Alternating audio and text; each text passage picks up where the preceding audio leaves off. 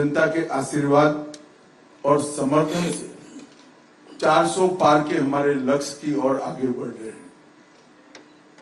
आसाम, बंगाल, उत्तर प्रदेश, मध्य प्रदेश, राजस्थान, छत्तीसगढ़, उत्तराखंड, इस सभी राज्यों में हमें बहुत बड़ी चुनावी सफलता मिलती हुई दिखाई पड़ती है। भारतीय जनता पार्टी के केंद्रीय गृह मंत्री अमित शाह ने चुनाव के चौथे चरण की पूर्व संध्या पर एक साक्षात्कार में दावा किया है कि भाजपा गठबंधन को 400 से अधिक सीटें मिलेगी।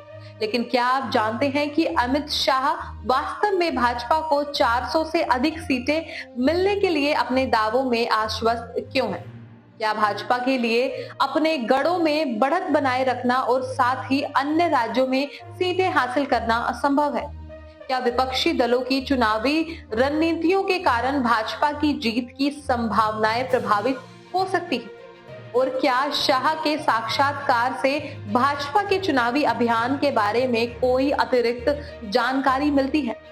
आइए इसे विस्तार से समझते हैं। नमस्कार, स्वागत है आपका एयर न्यूज में।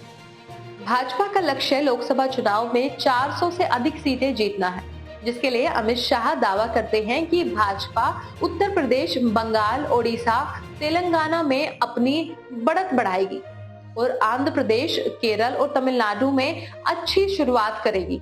विपक्षी इंडिया गठबंधन ने कहा है कि भाजपा को पाकिस्तान के कब्जे वाले कश्मीर पर बात नहीं करनी चाहिए, क्योंकि पाकिस्तान के पास परमाणु बम है। कांग्रेस के घोषणा पत्र में वंशानुक्रम कर और सार्वजनिक खरीद में मुसलमानों को वरीयता देने का प्रावधान है। वहीं भाजपा समान नागरिक संहिता यानी कि यूसीसी और एक राष्ट्र एक चुनाव का समर्थन करती है। बाकी अमित शाह का दावा है कि भाजपा 400 से अधिक सीटें जीतेगी। आशावादी लगता है। भाजपा पहले ही अपने कई गढ़ों में सीमा तक पहुंच चुकी है और उसे अन्य राज्यों में सीटें जीतने के लिए कड़ी मेहनत करनी होगी। साथ ही विपक्षी दलों की एकजुटता भाजपा के लिए एक चुनौती हो सकती है, खासकर उन राज्यों में जहां विपक्ष मजबूत है। हालांकि भाजपा के विवादास्पद रुख जैसे यूसीसी और एक राष्ट्र एक चुनाव पर जोर कुछ मतदाताओं को अलग थलग कर सकते हैं, लेकिन भाजपा के पक्ष में एक प्रमुख कारक कथित तौर पर प्रधानमंत्री नरेंद्र मोदी की लोकप्रियता है। मोदी एक करिश्माई नेता हैं जो पूरे देश में बहुत लोकप्रिय है। आपको बता दें कि अमित शाह का दावा है कि भाजपा गठबंधन को लोकसभा चुनावों में 400 से अधिक सीटें मिलेंगी। यह कई कारकों पर आधारित है, जैसे भाजपा उत्तर प्रदेश, गुजरात, राजस्थान और मध्य प्रदेश सहित कई राज्यों में मजबूत स्थिति में है। इन राज्यों में पार्टी का एक मजबूत जनाधार है और उसे बड़ी जीत हासिल होने की संभावना है। इसके अलावा भाजपा उत्तर पूर्व और दक्षिण भारत सहित अन्य राज्यों में अपना विस्तार करने की कोशिश कर रही है। पार्टी ने इन राज्यों में कई रैलियां और रोड शो आयोजित किए हैं और क्षेत्रीय दलों के साथ गठबंधन बनाए। दूसरी तरफ विपक्षी दल भाजपा को हराने के लिए एकजुट होने के लिए संघर्ष कर रहे हैं। कई विपक्षी दल क्षेत्रीय मुद्दों पर ध्यान केंद्रित कर रहे हैं और एक आम मंच पर आने में सक्षम नहीं। ऐसा नहीं है कि भाजपा के लिए सब कुछ अच्छा ही हो रहा है, बल्कि हकीकत ये है कि भाजपा को कई चुनौतियों का सामना भी करना पड़ रहा है। जैसे विपक्षी दल कुछ राज्यों में एकजुट होने में सक्षम है, जैसे कि उत्तर प्रदेश में समाजवादी पार्टी, दिल्ली में आम आदमी पार्टी और कांग्रेस पंजाब में आम आदमी पार्टी इत्यादि। जैसे गठबंधन भाजपा को कुछ सीटों पर नुकसान पहुंचा सकते हैं। पिछले कुछ वर्षों में भारतीय अर्थव्यवस्था को मंदी का सामना करना पड़ रहा है, जिससे कुछ मतदाताओं के बीच निराशा पैदा हो सकती है। भाजपा को आर्थिक विकास के अपने रिकॉर्ड को लेकर चुनावी मैदान में घेरा जा सकता है। वहीं कुछ राज्यों में भाजपा राज्य स्तरीय मुद्दों का सामना कर रही है, जैसे कि कर्नाटक में भ्रष्टाचार के आरोप और ओडिशा, उत्तर प्रदेश, हरियाणा और पंजाब में किसानों का असंतोष। ये मुद्दे भाजपा की चुनावी संभावनाओं को प्रभावित कर सकते हैं। कुल मिलाकर भाजपा को लोकसभा चुनाव में अच्छी जीत मिलने की संभावना है।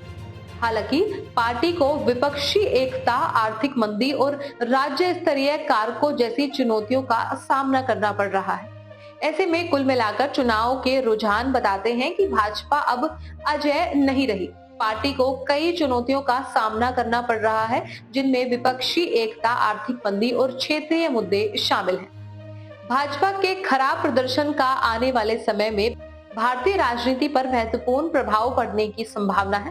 पार्टी को यह आकलन करना होगा कि उसने अपने शासन में कहां गलती की और भविष्य के चुनाव में सुधार के लिए कदम उठाने होंगे। इसके लिए सबसे पहले विपक्ष को एक बड़ा बढ़ावा मिला है। विपक्षी दलों ने दिखाया है कि वे एकजुट होकर भाजपा को हरा सकते हैं। इससे विपक्ष को आने वाले चुनावों में अधिक आत्मविश्वासी बना दिया है। दूसरे, भाजपा को क्षेत्रीय दलों के बढ़ते प्रभाव का सामना करना पड़ रहा है। क्षेत्रीय दलों ने कई राज्यों में अच्छा प्रदर्शन किया और भाजपा से कई सीटें छीन ली है। इससे पता चलता है कि भाजपा अब केवल राष्ट्रीय स्तर की पार्टी नहीं रही।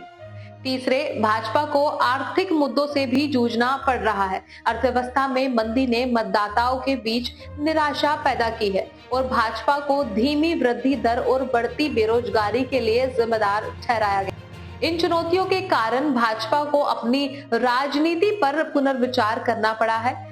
पार्टी अधिक समावेशी और जमीनी स्तर पर ध्यान केंद्रित करने की कोशिश कर रही है। इसके लिए पार्टी ने कुछ क्षेत्रीय दलों के साथ गठबंधन भी किया है। बाकी आने वाले समय में सब कुछ साफ हो जाएगा। उनके दावों में कितनी सच्चाई है? फिलहाल इस रिपोर्ट में बस इतना ही। इस मुद्दे से जुड़े कोई भी सवाल या अपने विचार आप हमें हमारे कमेंट में लिख सकते हैं। और इसी तरह की देश और दुनिया की तमाम खबरों के लिए चैनल को सब्सक्राइब करके बेल आइकन को दबाना ना भूलें, ताकि आने वाले समय में आपको हमारी महत्वपूर्ण वीडियो की नोटिफिकेशन समय से प्राप्त हो सके। फिर मिलती हूँ एक नई अपडेट के साथ। तब तक के लिए आप देखते रहिए एयर न्यूज। नमस्कार।